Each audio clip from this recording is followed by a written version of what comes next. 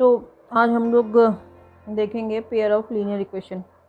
तो सबसे पहले देखते हैं लीनियर इक्वेशन होती क्या है। लीनियर इक्वेशन होगी कुछ इस फॉर्म की।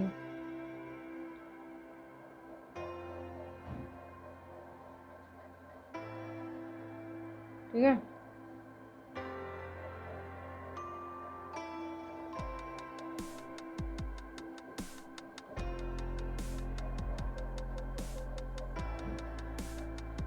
इस फॉर्म की इक्वेशन होती है। ठीक, तो इसको लीनियर क्यों बोलते हैं? इसका ग्राफ जो मिलेगा वो लीनियर ग्राफ होगा। वो ये हो सकता है, वो ये हो सकता है, वो हो सकता है कि आपके ओरिजिन से जा रहा हो, कुछ भी हो सकता है। लीनियर इक्वेशन मिलेगी। और ये जो इसका ये सब किधर से कट कर रहा है, क्या क्या भी कर रहा है, वो डिपेंड करता है ये वैल्यूज़ पे जो x के साथ होती हैं, और ये कांस्टेंट जो होता है इस पर डिपेंड करेगा। ठीक है, तो सबसे पहले हम लोग देखते हैं इसको। एक ये जो इक्वेशन दी है इसको हम लोग ग्राफिकली रिप्रेजेंट करना सीखते हैं, ग्राफिकल रिप्रेजेंटेशन सीखते हैं इसका। ठीक है, ग्राफिकल रिप्रेजेंटेशन। देखो, अब ये अगर हम लोग इस इक्वेशन में x की वैल्यू 0 रखते हैं तो y क्या आएगा? ये सिंपली 0 हो जाएगा, है ना। ये पोर्शन 0 हो गया, तो y इक्वल्स -c1 b1 मिला। ठीक, तो ये वैल्यू आपकी किधर लाई करेगी? x इक्वल्स 0, x इक्वल्स 0 यहाँ पे आया। ठीक है, आप ऊपर जाओगे या नीचे जाओगे, इस लाइन पे आपका x 0 ही रहने वाला है। ये बहुत ध्यान से रखो कि इस लाइन पे x 0 होगा जो y एक्सिस है, और इस लाइन पे y 0 होता है। x एक्सिस की जो आपकी इक्वेशन होती है वो होती है y इक्वल्स 0, और y एक्सिस की जो डेफिनेशन होती है वो होती है x इक्वल्स 0। अब ये पॉइंट कहाँ लाई करेगा? c1 b1 अगर मान लो पॉजिटिव है तो ये कोई c1 b1 आ गया माइनस, क्योंकि ऊपर तो पॉजिटिव होता है। ठीक, अब एक पॉइंट और चाहिए होगा इसको ड्रॉ करने के लिए, इसको रब करते हैं। अब हम लोग मान लेते हैं कि y इक्वल 0 हो गया इसमें। ये y इक्वल 0 हो जाने से क्या होगा? 0 equals a1 b1 minus x1 c1 b1। तो क्या हुआ? x1 की वैल्यू आई c1 अपॉन a1। ठीक, तो जब y 0 था, y 0 इस लाइन पे होगा, तो x की वैल्यू आई c1 a1। अगर ये इस इक्वेशन में अगर a1 b1 c1 जो है सब ग्रेटर देन 0 है, तो ये क्वांटिटी पॉजिटिव हो जाएगी, और ये नेगेटिव हुआ तो यहाँ कहीं आया। ठीक, तो इस लाइन का ग्राफ कुछ ऐसा है। ये पॉइंट हो गया 0, ये हो गया 0,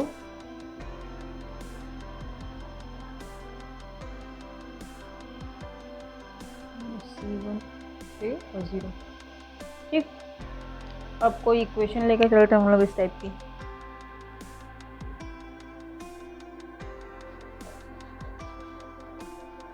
सपोज करो ये इक्वेशन है y इक्वल्स 2x प्लस 1। तो हम लोगों ने क्या किया? x इक्वल्स 0 लेके चले। तो x इक्वल्स 0 लेंगे तो y क्या हो जाएगा? 2 इंटू 0 प्लस 1, दैट मीन्स 1। ठीक, अब x की वैल्यू हम लोग ले लेंगे -12। तब क्या होगा? x की वैल्यू -12 ली,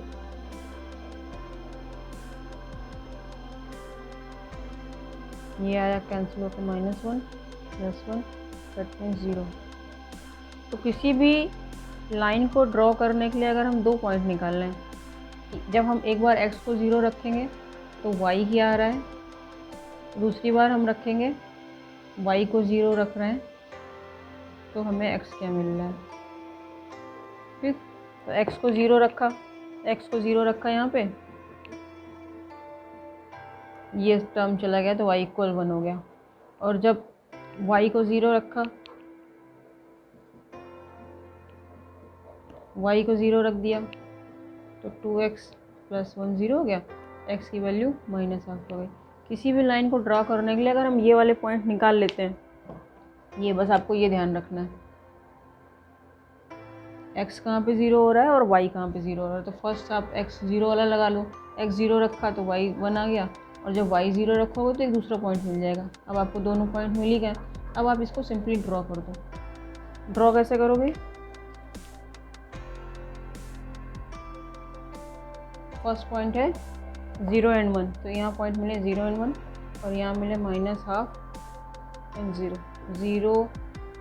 0 और 1 किधर गया आपका? यहाँ पे आएगा कहीं। ठीक, 0 और 1। दूसरा क्या था? -1/2 and 0। तो ये दोनों पॉइंट मिल गए, यानी ये लाइन इस टाइप की आ रही है आपको। ठीक, अब एक दूसरी लाइन लेके चलते हैं हम लोग।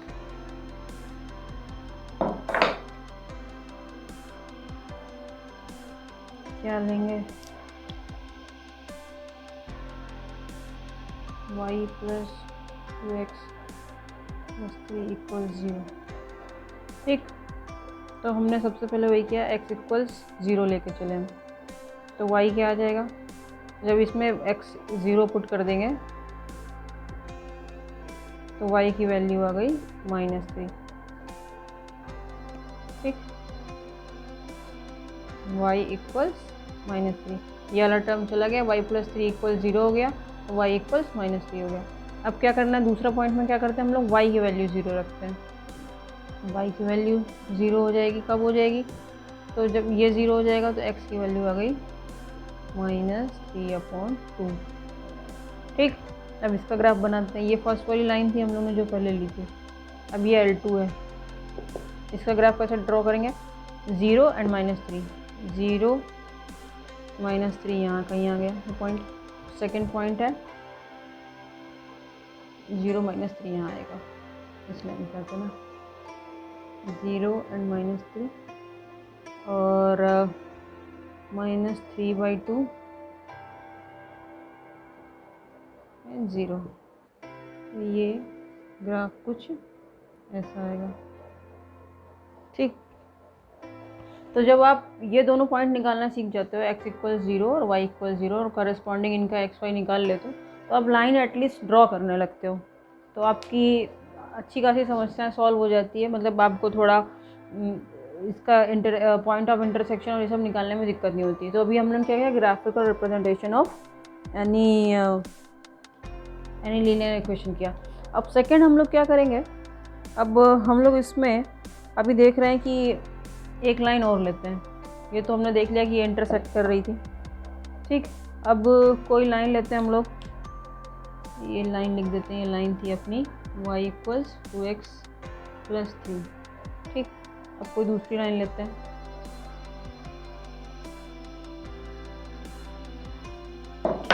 लिया हमने 2y 6x + 1 = 0। ठीक, अब इसमें x = 0 रखो, तो y आ जाएगा -1/2, और y 0 के लिए x की वैल्यू हो गई 1/-6 रखा, तो y 0 आ जाता है। अब इस लाइन को ड्रॉ करते हैं L3 को।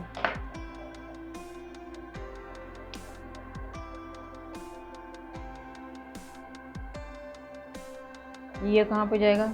0 and 1/2,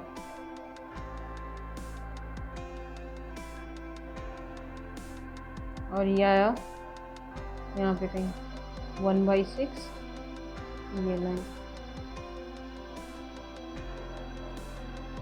ठीक है, तो अब लाइन को ड्रॉ करना आप सीख गए हो। अब हम लोग इसमें कंडीशन देखते हैं। जब पेयर ऑफ लीनियर इक्वेशन दी होंगी, मतलब दो इक्वेशन दी होंगी आपको, उनसे x और y मतलब इस तरह कोएफिशिएंट भी दिए होंगे, a1 b1 c1, दूसरी क्वेश्चन में होंगे A2 B2 C2 और आपको x y z की वैल्यू उनको सॉल्व करके निकालनी होगी। तो ग्राफिकली आपने लाइन को बनाना सीख लिया है। मेरे ख्याल से लास्ट ईयर भी ये पढ़ा होगा ग्राफिकल रिप्रेजेंटेशन, नहीं पढ़ा तो ये बहुत इंपॉर्टेंट है। और ग्राफिकली आप अगर किसी भी लाइन या कर्व को रिप्रेजेंट करने लगते हो तो आपको जब अभी आगे आप जेई की तैयारी करोगे या नहीं भी करोगे या कुछ और तैयारी करोगे तो आपको ये बहुत काम आने वाला है। ठीक है, अब हम लोग देखेंगे कि आपको पेयर ऑफ इक्वेशन दी है तो कभी कभी सोल्यूशन पॉसिबल होता है, कभी कभी नहीं पॉसिबल होता है, तो वो सब क्या कंडीशन होगी वो हम लोग देखते हैं अभी। अब ये अपने पास दो लाइन है L1 एंड L2। ठीक है, तो सपोज करो इसका ग्राफ ये है L1 का और L2 का ग्राफ ये है, मतलब इसके पैरेलल जा रहा है। तो अगर पैरेलल लाइन होगा तो ये कभी इंटरसेक्ट ही नहीं करेंगी, इंटरसेक्ट नहीं करेंगी यानी इनका कोई सोल्यूशन नहीं मिलेगा। सोल्यूशन का मतलब होता है कि लाइन कट कर रही है, ये L1 है ये L2 है, और जब ये कट कर रही है तो इस पर कुछ एक्स वाई की जो वैल्यू मिल रही है, जब ये एक्स वाई की वैल्यू हम इसमें रखेंगे तो ये 0 आ जाएगा, और यही एक्स वाई की वैल्यू जब इसमें रखेंगे तो 0 आ जाएगा। जब पैरेलल लाइन होती है तो पैरेलल लाइन के केस में आपको कोई सोल्यूशन ही नहीं मिलना है, कहीं कट ही नहीं कर रहा है। ठीक है, या आप लाइन दो लाइन दी हुई, कहने को तो दो लाइन है पर अल्टीमेटली क्या हो रहा है कि वो एक ही लाइन हो रही है। ठीक, तो जब एक ही लाइन होगी, जैसे ये L1 L2 है, अभी जब अपने आप A1 A2 B1 B2 C1 C2 की वैल्यू रखोगे तो हो सकता है ये इस तरह का है, हो सकता है कि क्या हो कि ये L1 जो है वो तो यही रहा है और L2 भी इसी के ऊपर आ रही हो, मतलब सेम हो जाए L1 L2, यही L1 है यही L2 है। तो उस केस में क्या होगा, उस केस में आपके इनफाइनाइट सोल्यूशन होंगे। इनफाइनाइट सोल्यूशन क्यों होंगे? इनफाइनाइट सोल्यूशन होंगे इसलिए होंगे कि इसमें जो भी पेयर सेटिस्फाई करेगा वही इसमें करेगा, फिर उसके बाद अगर आप अब एक्स और वाई की वैल्यू चेंज कर दोगे तो उसको भी सेटिस्फाई करने का यूनिक सोल्यूशन नहीं मिलेगा आपको, क्योंकि जब इंटरसेक्टिंग लाइन होती है तो एक जगह कट करती है, जब ये कोइंसाइड कर रही है एक दूसरे के ऊपर ओवरलैप कर रही है तो हर पॉइंट इसका एक सोल्यूशन है। ठीक है, तो उसमें कितने सोल्यूशन निकालोगे, अभी हम लोग ये देखते हैं कि कोइंसिडेंट वाले में किस तरह सोल्यूशन निकलता है। तो अब फर्स्ट हम लोग लेते हैं जब इंटरसेक्टिंग होंगी, तो इसमें क्या करेंगे अब हम लोग, फर्स्ट देखते हैं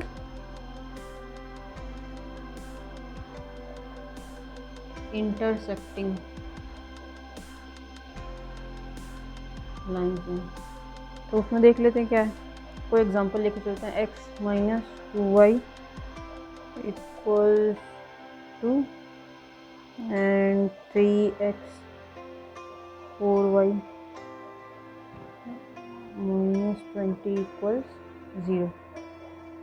ठीक, अब ये बनाओ फिर से, फर्स्ट वाली इक्वेशन के लिए बनाया x y, तो x की वैल्यू जब 0 रख दी इस वाली इक्वेशन में तो y की वैल्यू आ गई -1।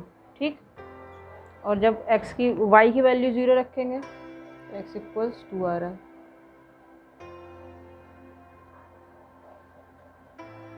दो पॉइंट मिल गया, 2 पॉइंट ही काफ़ी होते हैं ग्राफ बनाने के लिए, तो आप बना लो इसका ग्राफ। अब ये लेकर चलो, इसमें जब आपने x और y लिया, x की वैल्यू 0 रख दी तो y की वैल्यू आई 5। ठीक, ये जब ये 0 हो जाएगा तो 4y इक्वल्स 4y माइनस 20 आया, फिर y की वैल्यू 5 आ जाएगी। ठीक, और जब आपने क्या किया, y आपका 0 हो गया, y 0 हो गया, ये यहाँ 0 हो गया, तो x की वैल्यू क्या रही 20/3, ये इस लाइन के लिए हो गया। अब इसको बनाओ,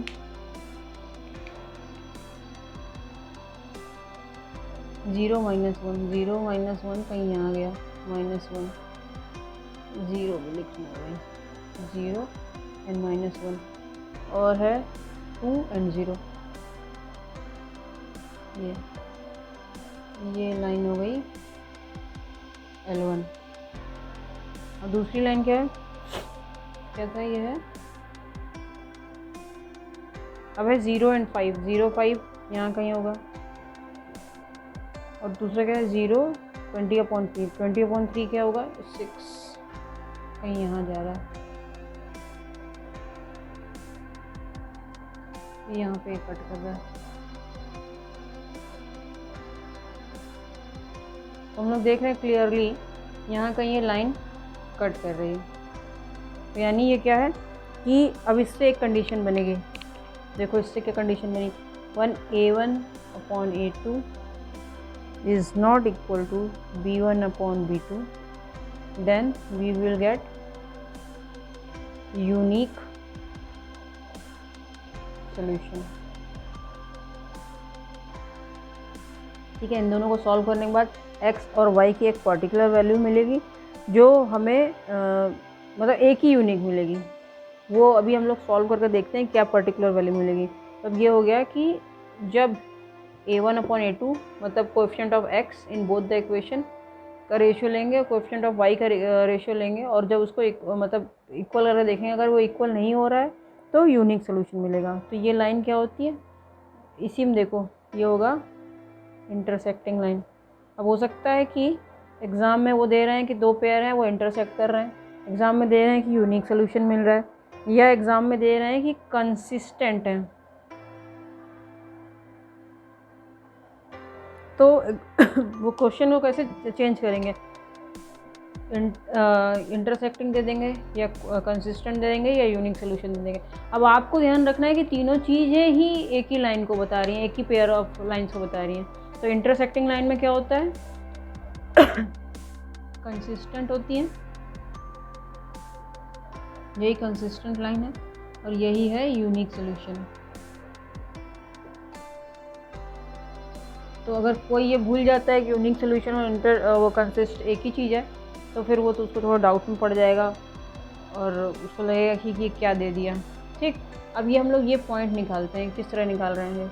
ये तो हो गया ग्राफिकली बना लिया, अब इसको रब कर देते हैं। अब जो मेथड आप लोग आगे देखोगे लीनियर इक्वेशन को सॉल्व करने के लिए, तो हम लोग क्या करते हैं, जनरली सबसे इजी मेथड पड़ता है कि आप इनमें से किसी एक के कोएफिशिएंट बराबर कर दो। जैसे 3x 4y 20 है, तो अगर हम फर्स्ट वाली इक्वेशन को 3 से मल्टीप्लाई कर देते हैं, ठीक, तो ऊपर वाली इक्वेशन बन जाएगी 3x 6y इक्वल, एक ही साइड कर लो, -6 इक्वल 0, एंड दूसरी वाली तो है ही। तो हमने क्या किया, multiply equation 1/3 and subtract 2 from it.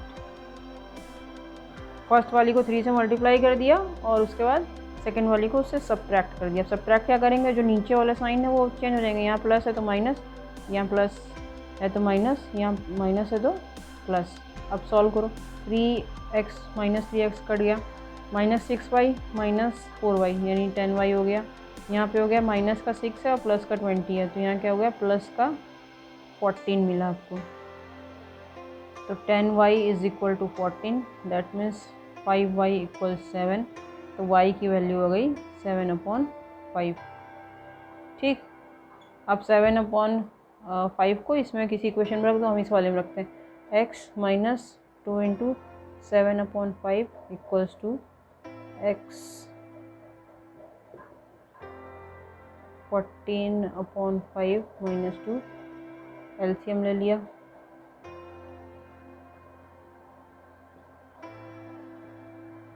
LCM लेके 14 + 10/5 24/5।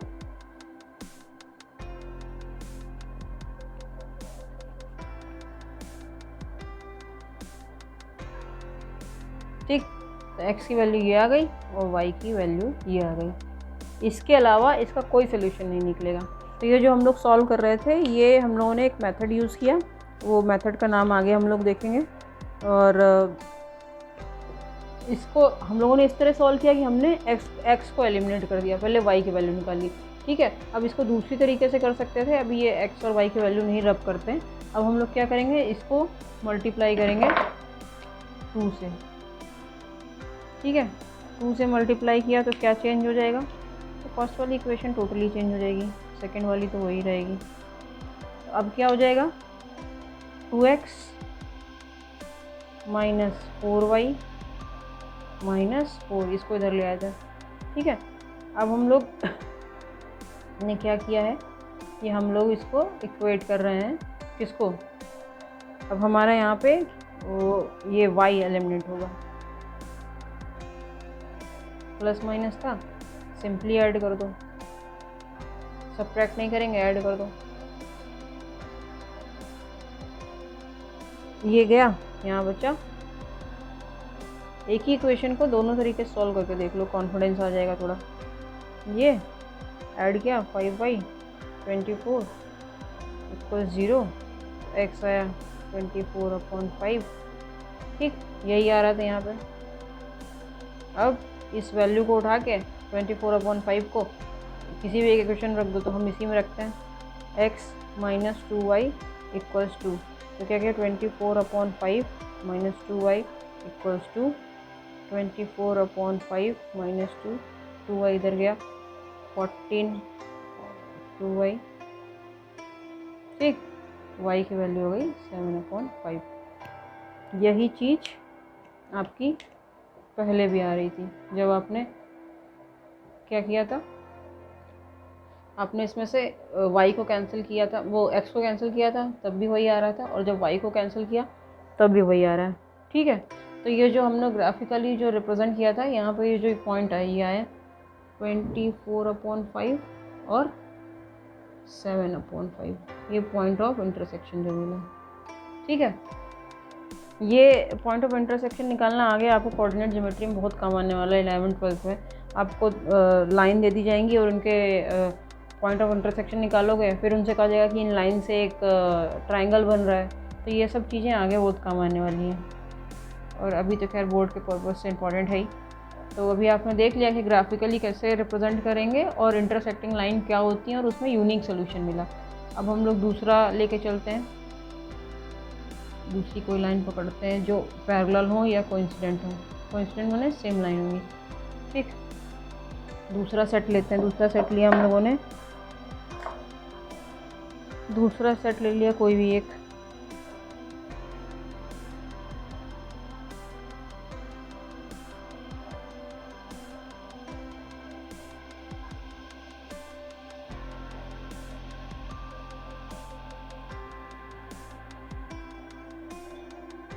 ठीक है, अब इस केस में देखो, जो फर्स्ट वाली लाइन ली, तो फर्स्ट वाली लाइन में x की वैल्यू जब 0 होगी तो y की वैल्यू आई 9/6।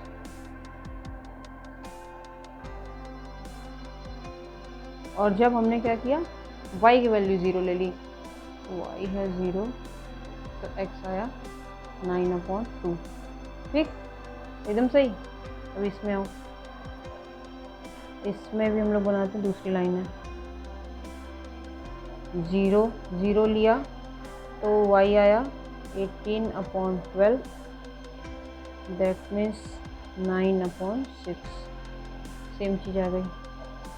और जब हमने y की वैल्यू 0 ली तो आया y की वैल्यू 0 लिए तो x आया 18/4, दैट मीन्स 9/2। ठीक है, L1 L2 दोनों निकाल लिए हमने, और L1 L2 में देख रहे हैं भाई सेम पॉइंट मिल रहा है। इसको ड्रॉ करेंगे, L1 ड्रॉ की, 0 एंड 9/6, और 9/6, 9/2 एंड 0, ये हो गई L1। फिर L2 भी देख रहे हैं, L2 को भी वही पॉइंट मिल रहा है, तो यही हो जाएगी भाई L2।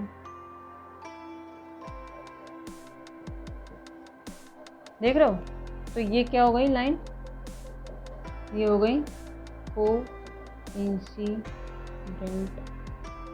लाइन। भाई इसमें क्या होता है, इसमें जो होगा, इसमें आपको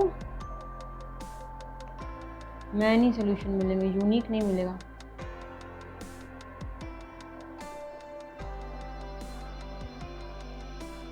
ठीक है, अब ये भाई मैनी सोल्यूशन का मतलब क्या होता है, देखो इसको रब करते हैं।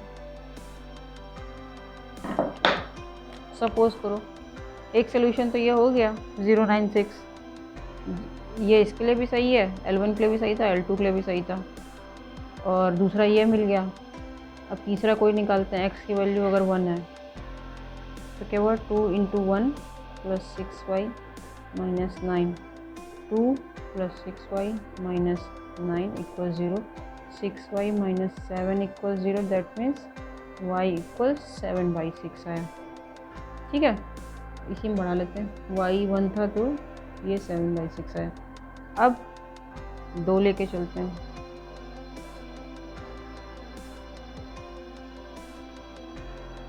तो आया 3/6, यानी 2 था तो 3/6 यानी 1/2 है।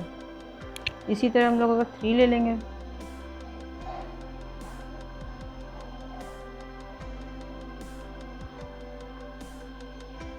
ये 5 आ रहा था इसमें, 5/6 था। जब 3 ले लिया तब आया अपना ये। इसी तरह अगर 4 ले लेंगे, 5 ले लेंगे, तो मतलब आप कोई भी वैल्यू रखते जाओ, उसको आपके करेस्पॉन्डिंग आपको y मिल जाएगा। और क्योंकि सेम इक्वेशन बन रही है तो इसमें वही चीज़ आएगा। अब सेम इक्वेशन कैसे बन रही है, ये देखो, ये जो नीचे वाली इक्वेशन थी इसमें यहाँ 4x है, यहाँ 2x है, यहाँ 12 है, यहाँ 6 है, यहाँ 18 है, यहाँ 9 है, मतलब इसका जस्ट डबल है। अगर ऊपर वाली इक्वेशन में हम लोग 2 से मल्टीप्लाई करते हैं, 4x 12/18 सेम मिल जाएगा। तो इसमें क्या हो रहा है, इस वाले केस में क्या हुआ, a1/a2 b1/b2 = c1/c2। तो जब ये होगा तो लाइन आपकी जो है कोइंसिडेंट लाइन होती है, मतलब सेम लाइन हो गई। ठीक है, वो आप क्वेश्चन में ही देख के ही समझ जाओगे, कोएफिशिएंट देख लेना कि सेम रेशियो तो नहीं आ रहा है, मतलब या किसी इसका कोई मल्टीपल तो नहीं है, जैसे ये मल्टीपल है, मल्टीपल ऑफ 2 है, ये मल्टीपल ऑफ 6 है, मल्टीपल ऑफ 9 हो, सेम मल्टीपल होना चाहिए, सेम होना चाहिए। जैसे ये 1/2 हो रहा है तो ये 1/2 होगा। अगर यहाँ पे 18 कर दिया तो इक्वेशन चेंज हो जाती है। ठीक है, फिर वो क्वेश्चन अलग हो जाएगा, समझ गए ना। जब ये 1/2 है तो ये 1/2 और ये भी 1/2 होना चाहिए। अगर ये अलग हो रहे हैं, मल्टीपल हैं, तो भी ये दूसरी लाइन हो जाएगी। तो हमने 2 टाइप की लाइन देख ली, एक इंटरसेक्टिंग लाइन हो गई, एक कोइंसिडेंट लाइन हो गई। अब भाई थर्ड लाइन पे भी आ जाते हैं, वो क्या होती हैं। ठीक है, समझ में आ रहा है ना। एक बार समझ लोगे, बार बार थोड़ा रिपीट करके देख लेना, ना समझ में आ रहा। अगर नहीं समझ में आ रहा है तो कमेंट सेक्शन में जाके कमेंट करना कि कौन सा पोर्शन नहीं समझ में आया, तो उसको फिर से समझाने की कोशिश की जाएगी, या जब अगला वीडियो बनेगा या हम लोग कोई सैम्पल पेपर सॉल्व कर रहा हूँ तो वहाँ पे उठा के हम लोग इसको सॉल्व कर लेंगे। ठीक है, अब देखो, ये है अपनी L1, ये है अपनी L2। अब एक चीज़ देखो, यहाँ पे 1 है, यहाँ पे 2 हो गया, डबल हो गया, 4 है, 2 है तो 4 हो गया, यहाँ 4 है तो ये 8 नहीं है। अगर ये 8 होता, अगर ये यहाँ पे 8 हो जाता तो अपनी यही वाली लाइन बन जाती, पर क्या है कि यहाँ पे ये 8 नहीं है, स्लाइट डिफरेंस। तो ये फर्स्ट वाली लाइन उठाते हैं। अब इसमें देखो, x को 0 करो, x को 0 किया तो y आ गया 4/2 यानी 2।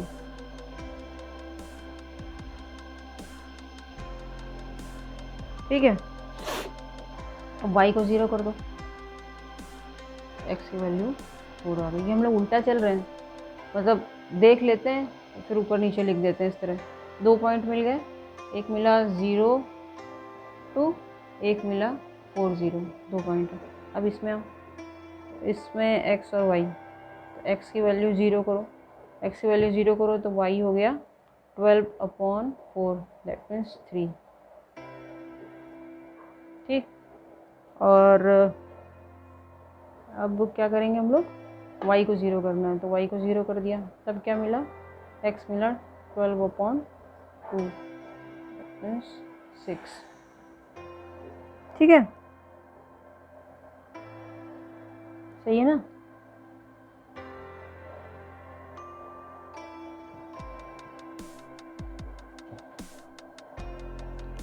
तो यहाँ पॉइंट मिल गया 0 3 6 0। अब जब आप इसको ड्रॉ करोगे, यहाँ पे तो इतने अच्छे से ड्रॉ हो नहीं पाएगा, 1 2 3 4 5 6 रफली ड्रॉ करते हैं हम लोग, तो उसमें थोड़ा गड़बड़ होने के चांस है।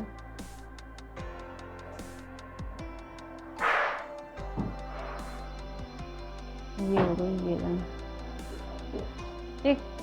ये है L1। L2 क्या है 0 3 एंड 6 0।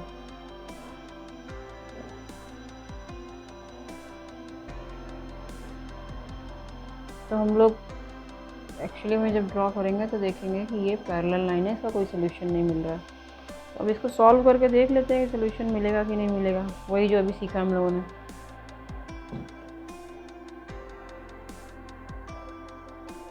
कैसे कैसे देखते हैं, ऊपर वाली इक्वेशन को 2 से मल्टीप्लाई कर देते हैं।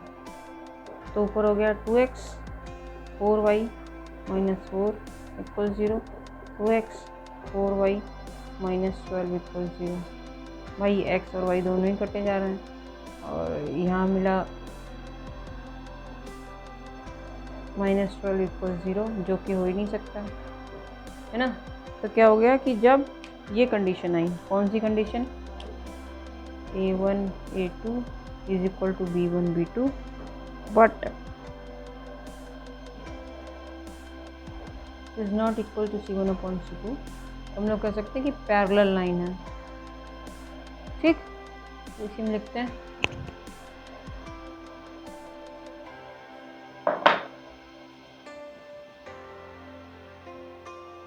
Parallel lines. तो क्या होगा, A1/A2 होगा, B1/B2 होगा, but it should not be equal to C1/C2, ठीक है। और इस केस में क्या है, ये क्या है, इनकंसिस्टेंट है, ये इनकंसिस्टेंट। दूसरी चीज़ क्या है, यहाँ पे कोई सॉल्यूशन ही नहीं मिल रहा है।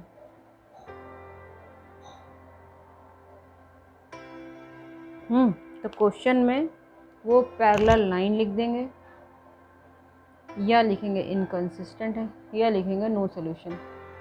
तो हो सकता है कि सीधे सीधे पैरेलल लाइन से ना बोलें, वो कहते हैं कि दो पेयर हैं जिनके सोल्यूशन नहीं मिल रहा है। तो आपको तुरंत स्ट्राइक करना चाहिए, no solution means parallel line है। पैरेलल लाइन है तो जब इंटरसेक्ट ही नहीं करेंगे तो पॉइंट कहाँ से निकालोगे।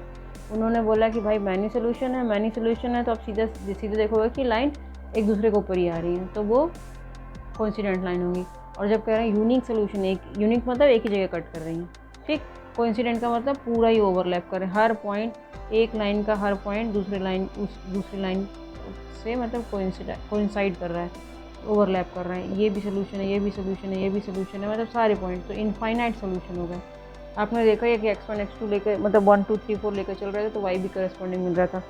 तो ये बहुत इम्पॉर्टेंट चीज़ है, ये बोर्ड पॉइंट ऑफ व्यू से।